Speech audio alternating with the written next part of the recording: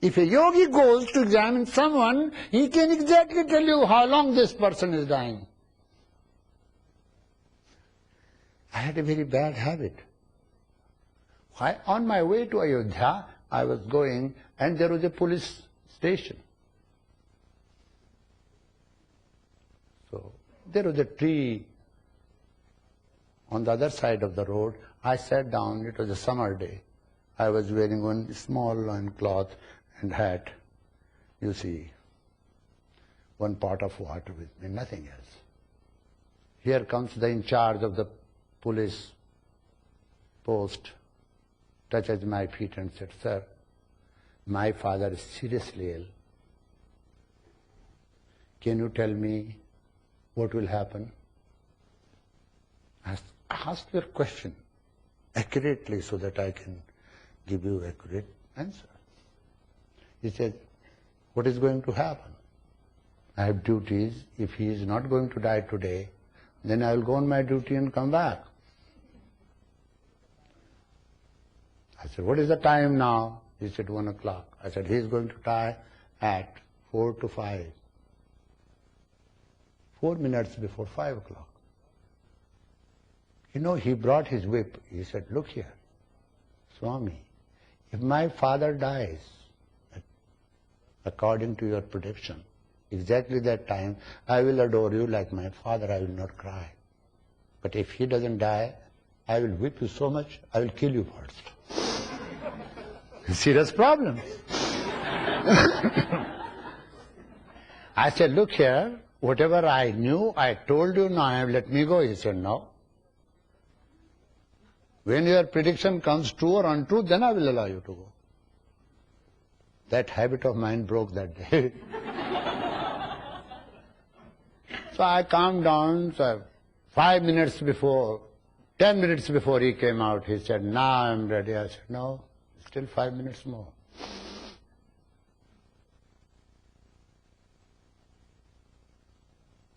I don't want to wish anything bad, but exactly at that time, he did and he died. So he went to attend his father, and I went on my way. Since then I said, it's not good to be fortune teller. You know. You see. But a layman can also know whether this person is dying or not, by seeing the thumb. When thumb drops, this drops. You see, it is not dropping. It drops, touches this part, then he is dead. This is a definite sign, I am telling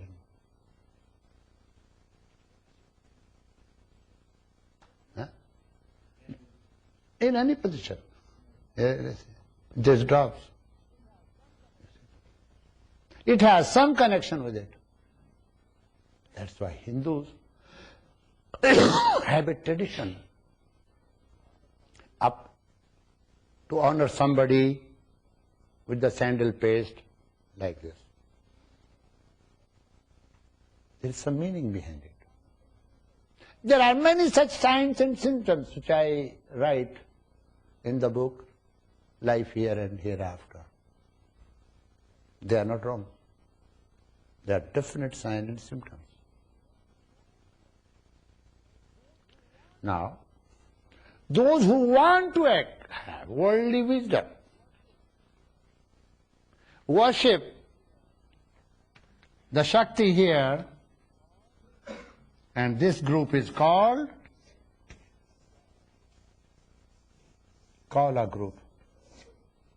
Kala Kula, limited to your family tradition.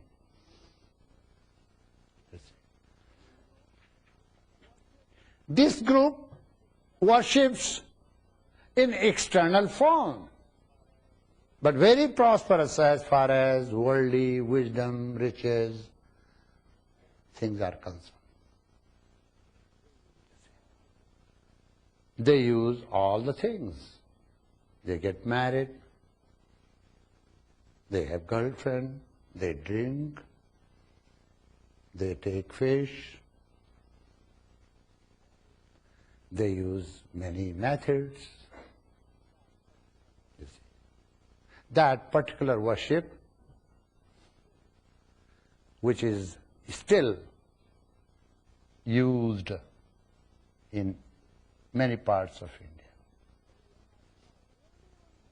You will not know. Only one who knows this subject will recognize. Because Sabha Madhye Cha Vaishnava. When you see them outside, you will not know. They will never talk this secret, this philosophy to anybody. There are rare families in Kerala, Mangalore, South India, who practice this. But very few. In Kashmir, there are families, and there is a subcaste that is called Kaul. Mr. H.K. Kaul, Mr. Kaul. Kaul was our ambassador of the United States. Perhaps his ancestor, not perhaps, sure, his ancestors followed this, that's why they use the name Kaula. There is another group that worships, this is Rudrakhanda. Fire, water, and the Kundalini. These three come within Rudrakhanda. Then comes Vishnu Khanda. Fire again is included. Anhat Chakra and Vishuddha Chakra. Vishnu Khanda. Then Khanda Brahma Khanda. Little bit of this, but prominently this and this. So this second school says we don't want to be so much worldly. So that group lives in the world, is prosperous in the world, and that is called Mishra.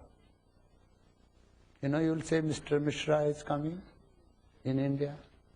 Actually, it's their tradition. Was the tradition, this tradition called Mishra. In an Anhat Chakra.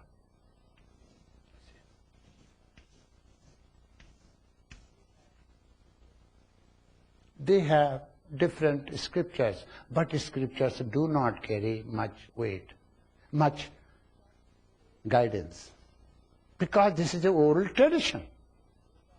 Very ancient tradition. Vedas are considered to be most ancient books, but this tradition is equally ancient as Vedas.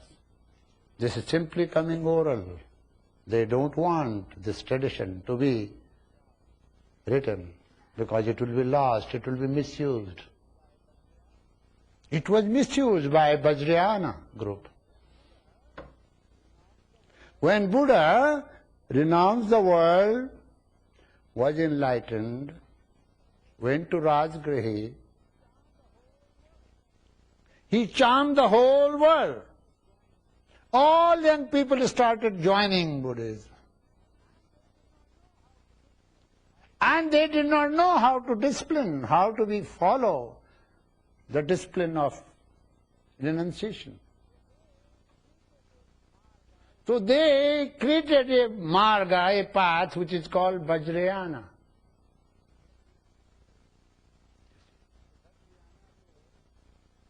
So Vajrayana, though